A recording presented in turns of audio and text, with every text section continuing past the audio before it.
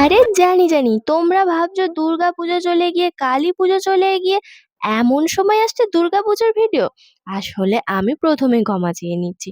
কারণ আমার কিছু নিজস্ব একটু অসুবিধার জন্য আমার একদমই ভিডিওগুলো এডিট করা হয়নি। পুজোর পর এতটাই ব্যস্ত হয়ে গিয়েছিলাম যে দুর্গাপুজো, কালীপুজো কাটিয়ে আমার মনে পড়ল যে না ভিডিওগুলো এডিট করতে হবে। যাই হোক শুট তো করে নিয়েছিলাম। ভাবলাম কেন আর ডিলিট করে দেবো? চলো এডিট করে তোমাদের না হয় দুর্গাপুজোর ১ মাস পরেই একটু দুর্গাপুজোর ঝলক দেখিয়ে দেওয়া যাক। অনেকদিন ধরে ইচ্ছা ছিল যে ঘাটালে দুর্গাপুজো দেখতে যাবো। তো সেই অনুযায়ী ঘাটালে দুর্গাপুজো দেখতেও গেছিলাম। ভীষণ রকম মনে একটা আলাদাই ব্যাপার হচ্ছিল। কিন্তু কি বলতো অসুবিধার জন্য ভিডিওগুলো সময় মতো এডিটই করতে পারলাম না। কি আর করা যাবে? ছাড়ো ওই ব্যাপারটা। তো ওখানে আমার অনেকের সাথে দেখা হয়েছিল। ঘাটাল যাওয়ার পথে দাসপুরে এখানে একটা মণ্ডপে যখন নেমেছিলাম মাকে দর্শন করতে, সেই সময় একটা বোনের সাথে দেখা হয়েছিল। ভীষণ ভালো লেগেছিল। আর তারপরে ঘাটাল যাওয়ার পথে অনেক জায়গায় অনেক ছোট্ট প্যান্ডেল অনেক সুন্দর করেছিল। এটাও দাসপুরের মধ্যেই পড়ছে। দেখো ছোট্টর মধ্যে কত সুন্দর থিম করেছিল। আমার তো বেশ ভালো লেগেছিল। আচ্ছা তোমরা কোথায় ঠাকুর দেখেছিলে? যদিও এখন অবশ্যই কোয়েশ্চেনটা ভীষণ হাস্যকর লাগবে। তাও কি আর করব বলো? আমার তো সেই ১৮ মাসে বছরের মতো ব্যাপারটা হয়ে গিয়েছে। যাই হোক সব মিলিয়ে না আমার গোটা ঘাটালটা যে ঘুরেছিলাম একদম পুরো এক্সপেরিয়েন্সটা ১ম এই তোমাদের সাথে বলে দিই। তোমরা তো অবশ্যই ঘাটালে ঠাকুর দেখেছো, ভালোই লেগেছে। তবে আমার তো ভীষণ ভালো লেগেছিল। মানে একদম দারুণ এক কথায়।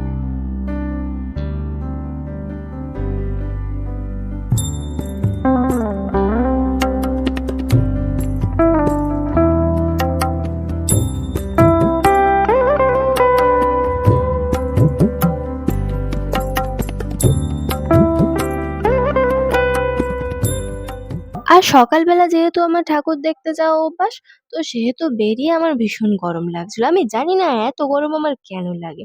তারপর রাস্তা ভুল করে হঠাৎই আমরা এসে গিয়েছিলাম এখানে ঘাটাল কলেজের দিকে। যাওয়ার কথা ছিল অন্য সাইডে কিন্তু চলে এসেছিলাম ঘাটাল কলেজে। তো ভাবলাম চলো যাই হোক, মা যখন ডেকেছে তখন একদম দর্শন করে আসাই যাক একদম। আমি এর আগে সরস্বতী ঠাকুর যখন দেখতে এসেছিলাম, তখন আমি ঘাটালে কলেজে এসেছিলাম। কিন্তু মানে রাস্তা ভুল করে বুঝতে পারিনি যে ঘাটাল কলেজের এপাশেই চলে আসবো। যখন দেখে চিনতে পারলাম যে আরে এটা তো কলেজের সাইড। চলো তাহলে দেখেই আসা যাক। কলেজের এখানে ঠাকুরটা তো আমি কখনো দেখিনি। তো সেই হিসাবে এখানেও মাকে দর্শন করে নিলাম। বেশ ভালো লাগছিল। আর দেখো আমাকে সে একদম নীলে একদম যেন সে ভূতের মতো লাগছিল। কারণ মণ্ডপের ভেতরে পুরো একদম নীল আলো ছিল তো সেইজন্য। আর এখানে এসেও আমার বেশ কিছু সাবস্ক্রাইবারের সাথে দেখা হয়ে গিয়েছিল। আসলে আমার এদের সাথে দেখা হলে না বেশ ভালো লাগে। ওরা যখন আসে এগিয়ে অনেকে দূর থেকে লজ্জা পেয়ে চলে যায়। কিন্তু যখন এগিয়ে আসে না আমার বেশ মজা লাগে। তো ওরা বলল যে, "দিদি ভেতরটা তো একদম নীল আলো। বাইরেটায় চলো গিয়ে ছবি তুলবো।" তো তাদের কথা মতো চলে এলাম বাইরে এসে ছবি-টবি তোলা হচ্ছিল। ওদের সাথে কথা বলে আমার তো ভীষণ ভালো লেগেছিল। আমার ইচ্ছা ছিল যে ভিডিওটা অন্তত কালীপুজোর আগে এডিট করে আমি ছাড়বো। কিন্তু আমার ভাগ্যক্রমে হলো না। আমার এটার জন্য ভীষণ খারাপ লাগছে। মানে কোনোবারে আমার এতটা দেরি হয় না এডিট করাতে। একটু অসুবিধার জন্য হয়ে গিয়েছে। কি আর করা যায় বলো?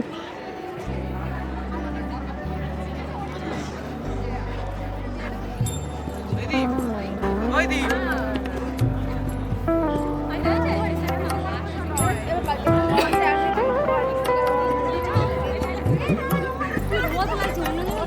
আয়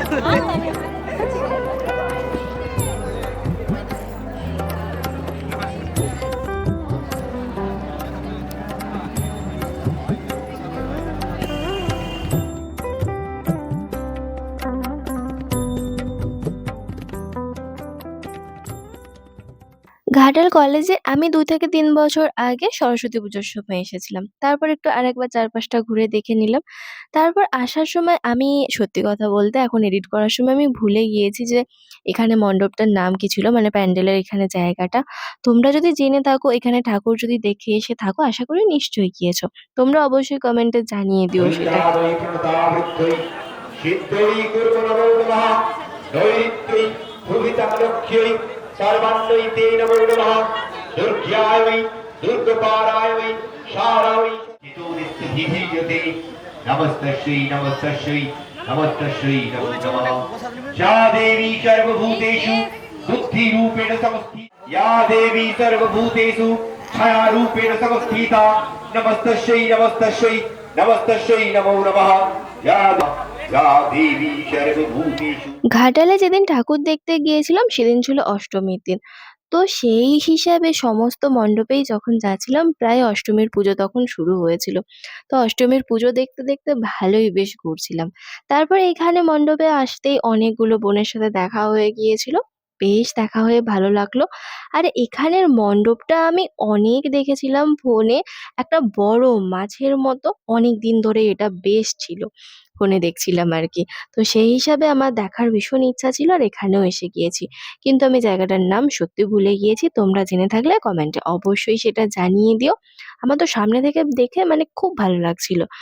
ক্যামেরায় অতটা সুন্দরভাবে বোঝা যাচ্ছে কি যাচ্ছে না আমি ঠিক জানি না। যারা সামনে থেকে গিয়ে দেখে এসেছো তারা তো বুঝবেই। আর এত সুন্দর লাগছিল না ওভারঅল সবকিছু মিলে বেশ সুন্দর।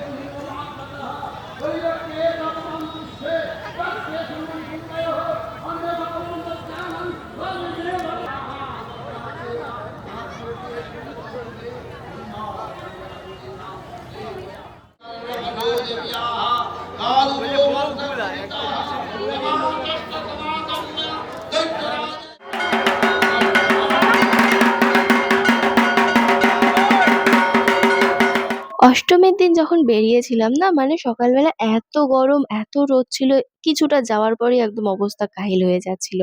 আর এখানে এসেছিলাম আমার এমনিতেই ফুল কেনার প্রচুর শখ ছিল।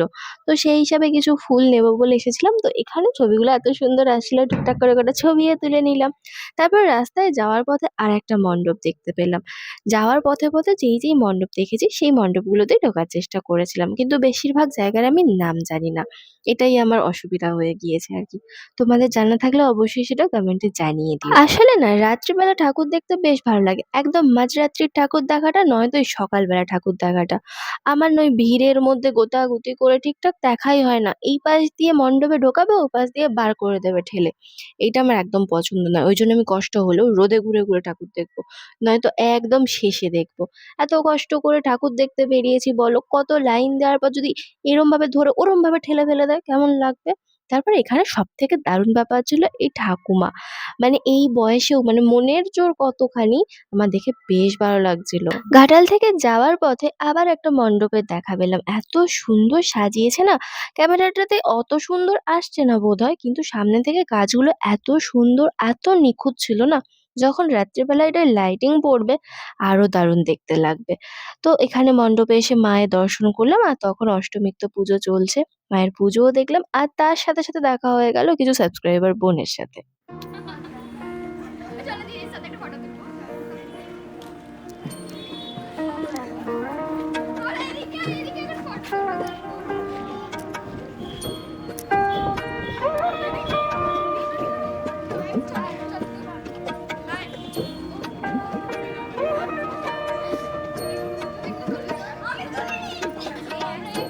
আমি তো নেই জানি এই যে আমি এদিকে দেখ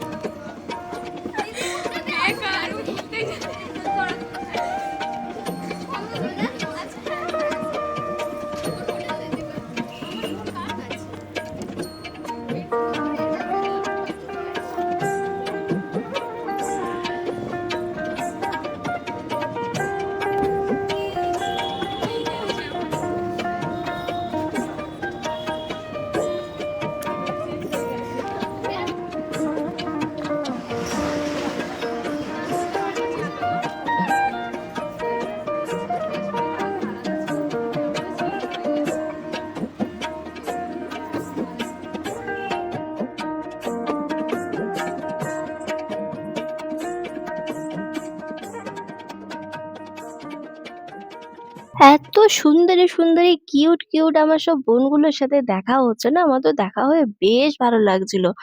এত সুন্দর করে সব মিষ্টি করে সেজে এসেছে, বেশ দারুণ লাগছিল। তারপর এই জায়গাটা আমার মনে আছে, এটা চাইপাট নাম ছিল। এখানে বেশ কয়েকটা মেলাও মানে দোকান বসেছিল, মেলার মতো আরকি। সকালের জন্য তো সেইজন্য সবগুলো আরকি খোলে না। তো যেই অল্প কটা খুলেছিল সেগুলো থেকে একটু টুকটাক কেনাকাটা করে তারপর একটু দেখতে, দেখতে চলে যাচ্ছিলাম মণ্ডপের উদ্দেশ্যে। আচ্ছা তোমরা এবার কমেন্ট করে জানাও তো যে ঘাটালের কোন, কোন জায়গায় ঠাকুর তোমরা দেখতে গিয়েছিলে আর কোনখানে ঠাকুর সবথেকে তোমাদের ভালো লেগেছে?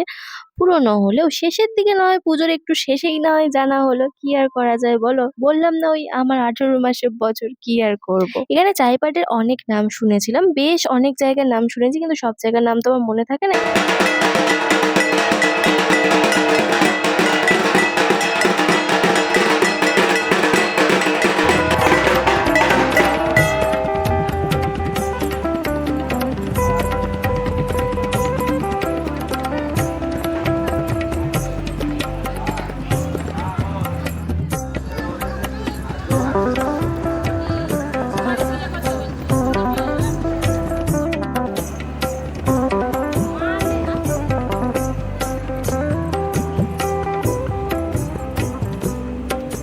অবশেষে অষ্টমীতে কুমারী পুজো দেখাটাও আমার ভাগ্যে হয়ে গিয়েছিল। আমি ভাবছিলাম সব জায়গায় অষ্টমীর পুজো হচ্ছে কিন্তু কুমারী পুজোটা আমি কোথাও দেখতে পাচ্ছি না। অবশেষে এইখানে এসে আমার কুমারী পুজোটাও দেখা হয়ে গিয়েছিল। আর এখানে দেখো মাকে কত সুন্দর লাগছে, সব জায়গাতেই মণ্ডপ আর প্রতিমা সবকিছু মিলে ওভারঅল আমার তো বেশ দারুণ লেগেছিল। তো আমি তো আপাতত এই কটা জায়গায় ঘুরেছিলাম কারণ বেশ কিছু জায়গা আমার জানা ছিল না সেই জন্য আরকি। আর তারপর বলো দুর্গাপুজোর পরে মানে ১ মাস পরে দুর্গাপুজোর ভিডিও থেকে তোমাদের কেমন লাগছে সেটা অবশ্যই জানিয়ে দিও। আমার তো বেশ একটা খারাপ ব্যাপার লাগছে। ভিডিওটা কেমন লাগলো জানিও।